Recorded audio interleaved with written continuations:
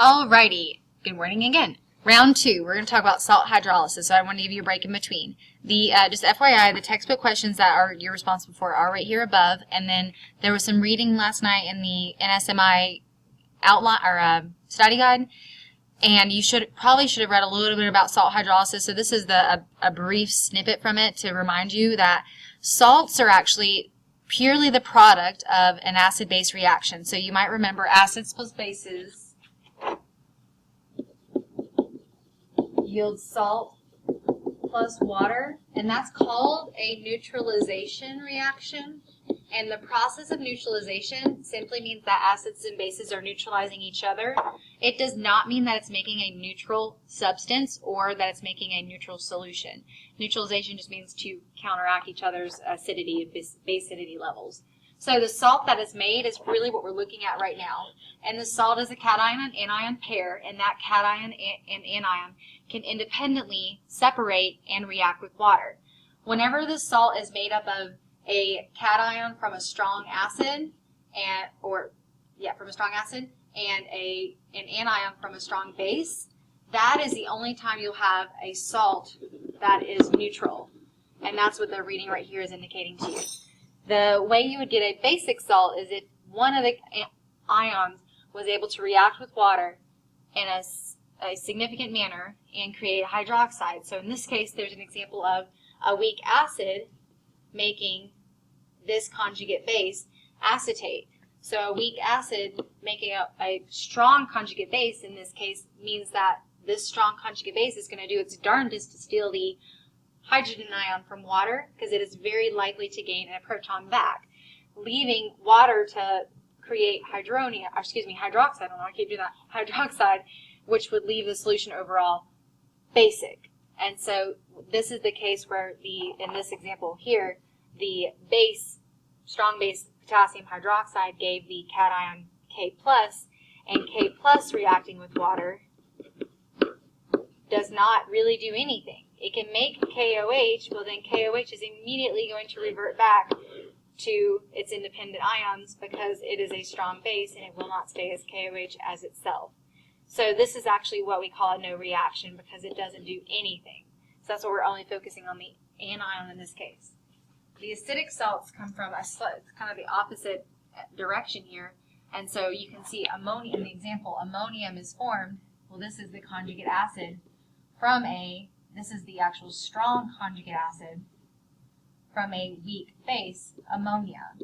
And so that pairing delivers a strong conjugate acid, and that acid is very likely to deliver a proton and create hydronium in solution, leaving us overall with a acidic solution of the salt. So we sometimes have a situation though where we have both cation, anion, and anion that come from weak stuff, weak acids and weak bases. So how do you determine if the pH is acidic, basic, or neutral? There's not a number we're going to assign to it. We're just going to say it's acidic, basic, or neutral. So that's where we compare the Ka value to the Kb value, and whichever one is bigger for those for those ions will be the controller of the pH. So let's do some examples, and I think it'll make more sense, but this was the reading you should have done. A little bit more reading on kind of the process of how to walk through it. I'm going to walk through this with you. But you're going to be talking to yourself on like, this is able to act as an acid, this is able to act as a base, this is going to be stronger, therefore it wins and creates an acidic, basic, or neutral environment. We're going to be looking at ions a lot. So I'm going to start us off with just predicting the ions that are made and then predicting the acidity of the salt solution. So sodium ion and acetate ion in this example come from bases and acids. Well, sodium is definitely going to be a product of sodium hydroxide, and acetate is definitely a product of acetic acid. So once you figure out where they came from, so the parent acid and parent base that they came from, that's when you can assign the strength of that acid and base in your head or write it down. This is a strong base and this is a weak acid. Since the strong base wins, the pH of sodium acetate is going to be basic. And that's how you predict it up front before you actually do the math.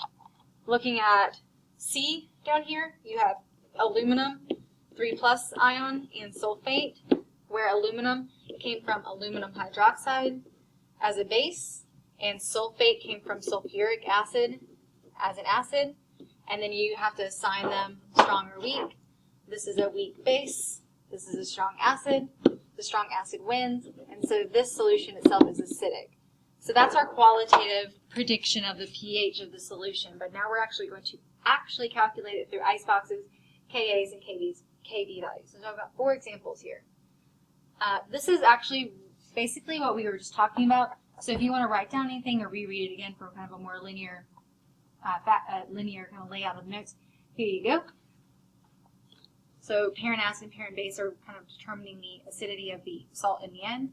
And this is a quick review of the strength relationship. So the stronger the acid means that you're going to have, think about it, a weaker conjugate base, because the strong acid is going to force 100% ionization.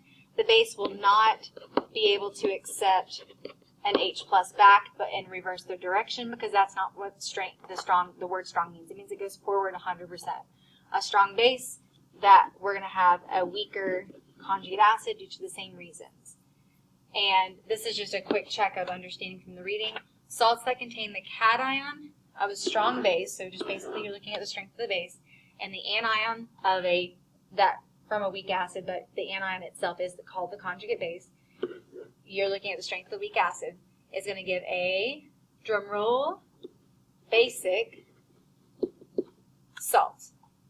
And then vice versa, cations from weak bases, they actually are conjugate acids because they can act as an acid. That's what we call them, conjugate acids. And a strong acid, weak base versus strong acid, this salt is going to be acidic. So that's all review from what we were just talking about earlier. Now the calculations. Looking at sodium bromide, you probably immediately notice that this is from sodium hydroxide and hydrobromic acid. So I'll write down, actually I'll write it here. This is from sodium hydroxide and this is from hydrobromic acid. You probably also notice that this is a strong base and this is a strong acid. So this pH is going to be 7 neutral from background information, knowledge we just talked about.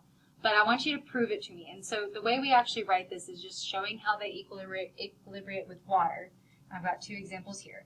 When sodium ion, that's a superscript, when sodium ion reacts with water, like I said earlier, it possibly can form sodium hydroxide, which is a strong base, which is going to 100% redissociate back to sodium ion. So we call that a no reaction. Same story for the bromide ion. It technically can accept a proton back and form hydrobromic acid, which is a strong acid. It 100% dissociates back to the previous form, leaving us with nothing happening, again, no reaction. So since the 2 ions are not doing a dang thing, sodium and bromide are not they're not species that control the pH, so your last resort is water. Water auto-ionizes to form hydronium and hydroxide in equal amounts, and since that happens all the time, we then say pH is caused by water, and the negative log of water's hydronium concentration is 1 times 10 to the negative 7th, and that's technically why the pH is 7, not just because, oh, it's a strong acid, strong base. It's because water is contributing 1.0 times 10 to the negative 7th concentration of hydronium. So that's a strong acid, strong base combination, creating a neutral salt. I'll come back to that. This is an example of a weak acid, strong base combination, and to prove it to you, we know we can write this as coming from sodium hydroxide, and the CN is cyanide, coming from an acid called cyanic acid, so there's HCN. You can probably immediately recognize this as a strong base, and this one is a weak acid. You know in the end, predicting now the pH is going to be basic because the base wins. So your ions need to be broken apart and proved by reacting with water. We've just gone through this example. This is a cation of a strong base, so it is a no reaction. The CN, however, is it's in different colors, is a conjugate. Since this is a weak acids make conjugate bases. This is a conjugate base, and it's a pretty strong conjugate base. So it's going to react with water forcefully as a base. And acting as a base means you accept a proton. when you accept a proton, you equilibrate to HCN, and leaving water to produce OHs. If this is creating OHs, you definitely know it's going to be basic. But we don't have the Kb value for cyanic acid. We only have available to us Ka of HCN, and that value is,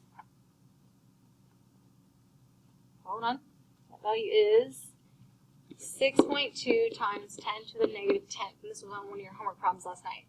So if this is the Ka value, when we're looking at the second reaction down here, you'll notice that CN is acting as a base. So you must write this as a Kb because it's acting as a base. And then your job say, okay, well, what do I have? I have always the Kw constant in my head. I have the Ka value. And this is what we just reviewed. How do you find Kb from a Ka and Kw? Using the logic that this is a conjugate acid-base pair, you do Kw divided by the Ka value to get the Kb value. So this is 10 to the negative 14 divided by 6.2 times 10 to the negative 10, leaving us with Kb of 1.6 times 10 to the negative 5th. So this is a new part because we have to calculate our own Kb value. So if we now set up our ice box, we can see that the cyanide ion has whatever the concentration given is, 0.025 molar. A portion of that is going to dissociate, so a minus X. That's going to create X and X amounts of the products, allowing us to then plug that into our expression, our Kb expression, which is X squared for our products over 0.025 minus X equals to our lovely calculation of 1.6 times 10 to the negative 5th that we just got all by ourselves. So since the Kb value is pretty small, I'm going to cheat and neglect X and prove it to myself later it's okay. So then we can simplify, take our value for Kb, multiply by the denominator, square root, X is equal to 6.35 times 10 to the negative 4th. So then you stop and breathe and you go, okay, what does this mean? What is relevant here? X is two things, the hydrogen cyanide and the hydroxide. So if our job, again, is to find the pH, and I don't have a question up here, but we're finding the pH of all these salts. This is the molar concentration of hydroxide, and then your job is to find the pH of that. pH is 14 minus POH, so it gives me 14 minus the negative log of 6.35 times 10 to the negative 4th. And that is 10.80. So then you do this reflection process of saying, does this make sense? Yep, because it's weak, because it's kind of between the 7 and 14 region, and it's a weak base because the previous prediction between the strength of the base and the strength of the acid up here told us it was going to be basic. So if you review that quickly, you'll see that we found the ions react with water. One of them was a strong conjugate base, which created hydroxide in solution. We then had to find the Kb from the Ka for cyanic acid, set it up equal to our information from ice, solve for pH. So there are two more here, and I'm gonna actually have to start another video. The program I'm using only videos in 15-minute segments, so I'm gonna stop this one now. The next two are related to salt hydrolysis, but in two different themes.